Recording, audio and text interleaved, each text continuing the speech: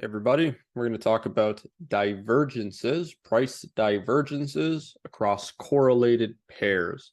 So this is a very, very strong signal that can help you to predict reversals before you get the break of structure, right?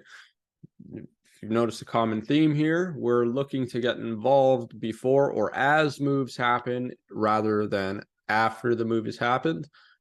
Our whole trading system is designed to get us in trades pretty early on and getting as many. We're trying to get involved as often as possible with a high win rate as well. So one of the tools that we can use, and one of the tools that I just used recently here, and we can see on ES and YM, so all of the futures pairs are correlated.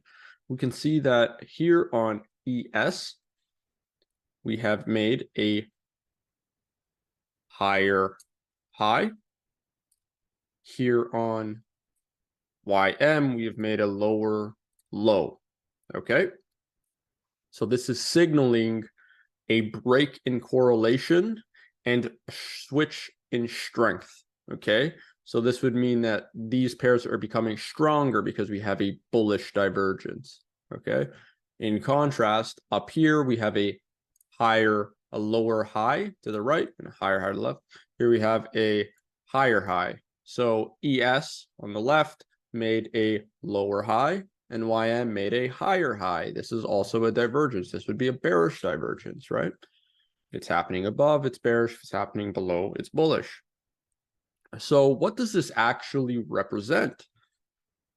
If we look here on ES, price has failed to push higher and then continue to push down. Here on YM, price pushed higher and then began to push down. So what this is showing is that this is in fact not a break of structure, but is a technique to collect liquidity to drive the market further down. And you can see that even though that this hasn't pushed up, the liquidity has in fact been collected on the correlated pairs. Why is this important? Well, because these are USD pairings, right? These are both USD pairings. They're the same market. They're both USD pairings. They're correlated like this, right? Here on the sell side, we've seen a higher high on ES and a lower low on the Dow Jones. So if I extend that low, the first low out in time, you can see that it never reaches into that liquidity. So many people would be looking at this to take shorts into this liquidity, relative equals, thinking this area is weak, not understanding that the liquidity has been gathered, it's been collected on the correlated pair, right? We've swept below that low, rated stops, and now have reversed. So we can see this as strength on this pair without the need to look for that drive lower because it's happened in a correlated asset. Okay. This alone, of course, is not enough to take a trade, but what we would do then is we would start to expect and we would start to look, this is called bias building, right? We would start to look on a lower time frame to start to confirm that bias or that intuition that is telling us, based on the technicals, that price may want to reverse. So what we could look for is in intraday price action, if that is in fact happening. And of course, we've seen that did happen, and I took a trade on NQ in here, and this was one of the reasons why, one of the technicals that was backing my bullish bias. Let's take this a step further, and I'm going to pull up the forbidden indicators. We're going to pull up an RSI, okay? We don't obviously use RSI. I don't use RSI. But what we can see here as well, RSI is basically just highlighting this same phenomenon, okay? So here we've made a higher high, and here we've made a higher high, so it's in correlation. Here on YM, we've made a lower high, but we've made a higher high on the RSI. So instead of us relying on indicators to tell us this information, we're relying on price charts. We're relying on correlated pairs. We're waiting for a break in correlation because that can signal a changing market condition, which is just what happened here. And it is just what happened here. So I'm going to turn off the the recording now, and I'm going to pull us into an intraday chart and see another example, because this isn't only applicable on a 4-hour chart, it's applicable on any chart, right? Intraday, daily, even weekly, right? All right, so here's another example of how we can use this in our trading. On the left, on ES, on the 1-hour chart, price has made a lower low. It has dug into a liquid region below this old low at 2 a.m.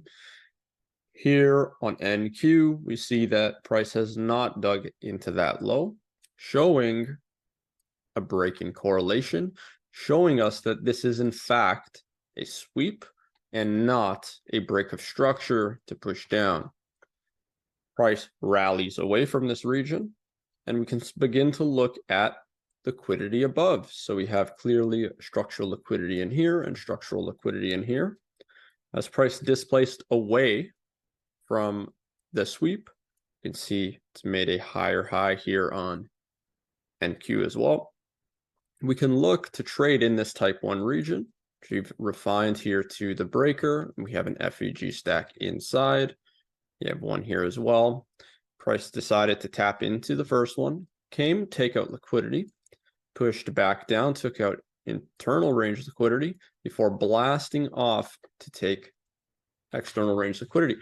But the reason that I've picked this one is because in the event of taking a trade here, targeting this high, we wouldn't have been profitable. We wouldn't have been able to hit or take profit. But what we can see when we're looking at multiple pairs is this high here is the same as this high here. And what we could do is we can close our trade when a correlated pair hits the pool of liquidity, which if I stretch this high across, you can see we've tapped into the liquidity. If I stretch this high across, you can see we have not come close to the liquidity.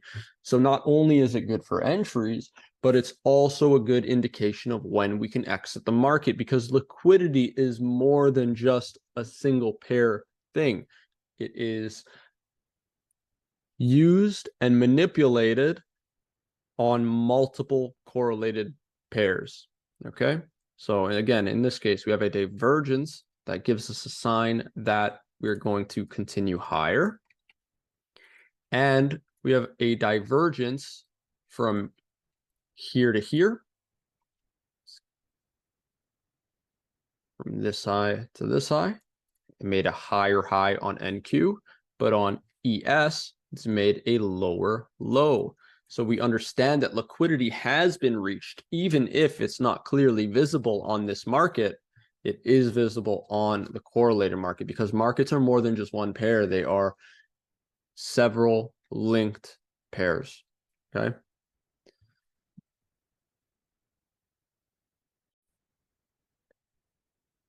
As you can see, this price has liquidated the external range liquidity. We would expect that it would come and liquidate internal range liquidity. Here on ES, we don't have that indication, but price still comes and liquidates internal range liquidity before going back higher. So just one of the many reasons why divergences are so key.